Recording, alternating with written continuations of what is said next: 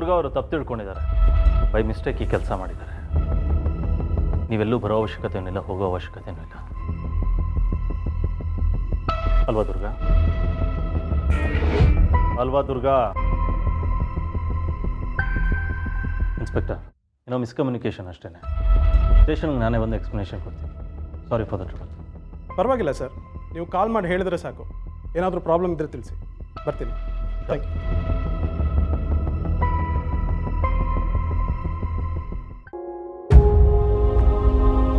ಅಯ್ಯೋ ಸರ್, ನೀವು ಕೈ ಮುಗಿಬಾರ್ದು, ದೊಡ್ಡವರು ನೀವು.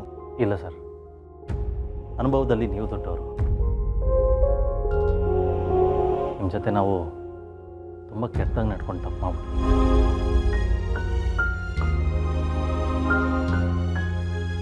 ನನಗೆ ಗೊತ್ತಿದೆ ಸರ್, ಸಾಮಾನ್ಯ ಜನಗಳಿಗೆ ಆಸ್ತಿಯಂತೆ ದುಡಿಯೋ ದುಡ್ಡಲ್ಲ, ಪಡೆದಿರೋ ಮರ್ಯಾದೆ. ಪೇಪರಲ್ಲಿ ಹಾಗೆಲ್ಲ ಹಾಕಿಸಿ ನಿಮ್ಮ ಮರ್ಯಾದೆಗೆ ಧಕ್ಕೆ ಬರೋ ಹಾಗೆ ನಾವು ಮಾಡಿದ್ವಿ. ಅದಕ್ಕೆ ಕ್ಷಮೆ ಕೇಳೋಕ್ಕೆ ಅಂತ ಬಂದೆ.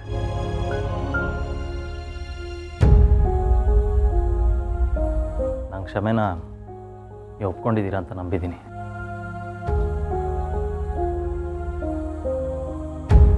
ನಿಮಗೆ ಅಂತ ಕೆಲವು ಗಿಫ್ಟ್ಸ್ ತಂದಿದ್ದೀನಿ ಸರ್.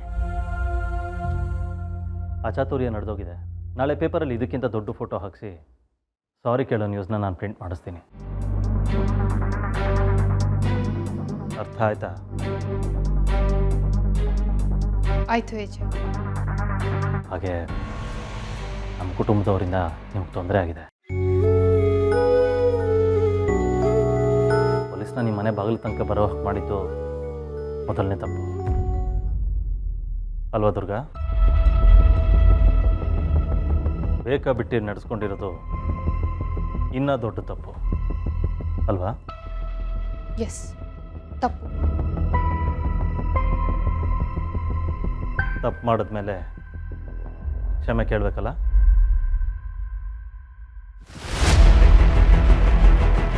ಸಾರಿ. ಕೇಳಿಸ್ಲಿಲ್ಲ?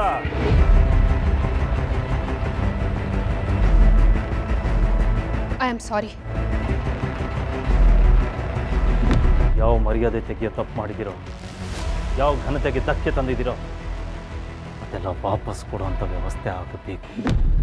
ಅರ್ಥ ಆಯ್ತಾ? ಎಸ್ ಎಸ್ ಏಜೆ. Thank you sir.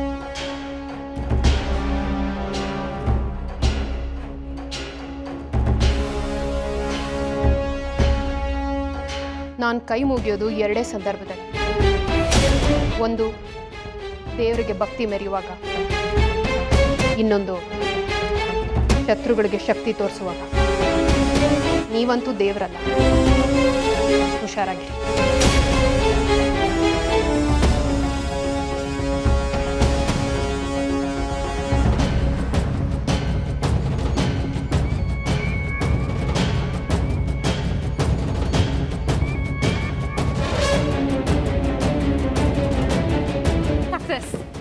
ಈ ಸಲ ಕಪ್ ನಮ್ದೆ ಅಂತ ನನಗೆ ಮೊದಲೇ ಗೊತ್ತಿತ್ತು. ಮತ್ತೆ ನಾವಂದ್ರೆ ಸುಮ್ಮನೆನಾ? ಕೊಡಿ ಒಂದು ಹೈ ಫೈ.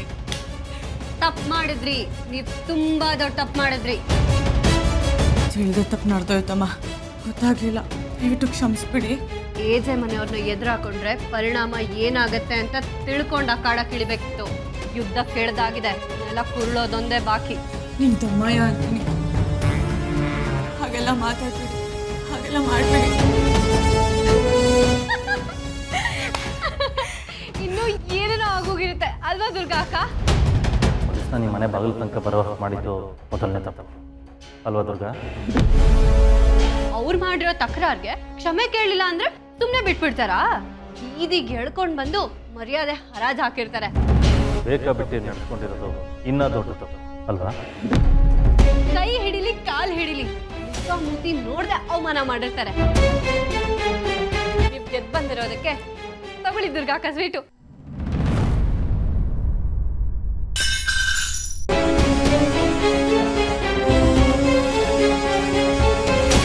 ತಪ್ಪು ಮಾಡೋದ್ಮೇಲೆ ಕ್ಷಮೆ ಕೇಳಬೇಕಲ್ಲ? ಸಾರಿ.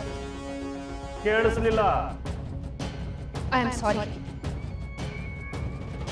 ಗೆಲ್ಲ ಸೋತ್ ಹೋದ್ವಿ. ನಾವು ಸೋತ್ ಹೋದ್ವಿ. ಏನಾಯ್ತು ದುರ್ಗಕ್ಕ? ಯಾಕೆ ಹೀಗೆ ಕೋಪ ಮಾಡ್ಕೊಂಡಿದ್ದೀರಾ? ಅಲ್ಲಿ ಬಂದು ನನ್ನ ತಡೆದಿದ್ದು ಅಲ್ದೆ ಅವ್ರಿಗೆ ನನ್ನ ಕೈಲಿ ಸಾರಿ ಬೇರೆ ಕೇಳಿಸಿದ್ರು.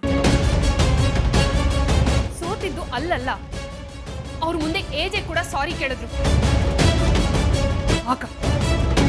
ಆಗ ಮಂಡಿ ಉರಿ ಸೋಲೊಪ್ಕೊಂಡ್ವಿ.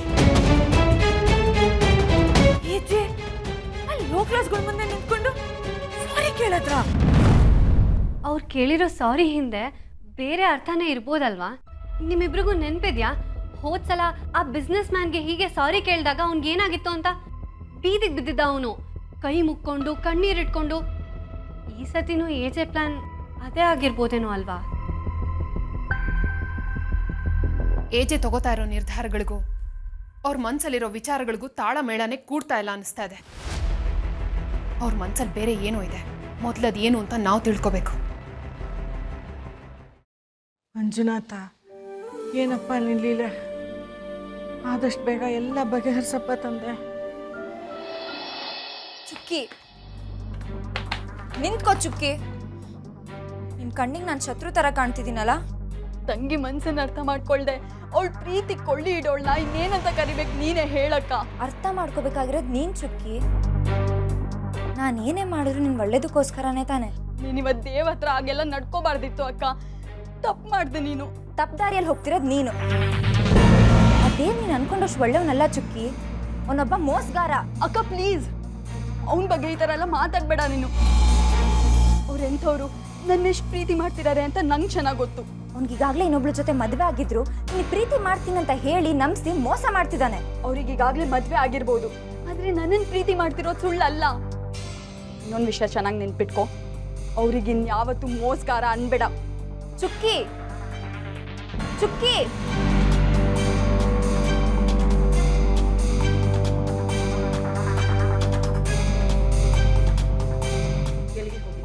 ಅದು ಅಮ್ಮ. ಅರೆ ಅಮ್ಮ, ವಾವ್, ಇಷ್ಟೊಂದು ಗಿಫ್ಟ್ಸ್ ಯಾರು ಕೊಟ್ಟಿದ್ದು? ನೀನು ರಾಮ್ಲೀಲಾ ಆಡಿಷನ್ಗೆ ಹೋಗಿದ್ಯಲ್ಲ, ಅದಕ್ಕೆ ನಿನಗೆ ಬಂದಿರೋ ಗಿಫ್ಟ್ಗಳಿದು. ಅಮ್ಮ, ಇಷ್ಟು ದಿವಸ ನೀನು ಮಾಡಿರೋ ಎಡವಟ್ಟುಗಳನ್ನೆಲ್ಲ ಸಹಿಸ್ಕೊಂಡಿದ್ದಾಯ್ತು. ಈಗ ನೀನು ಹೇಳೋ ಸುಳ್ಳುಗಳನ್ನು ಸಹಿಸ್ಕೋಬೇಕಲ್ವಾ? ಅಮ್ಮ, ನಾನೇನಮ್ಮ ಸುಳ್ಳು ಹೇಳಿದೆ?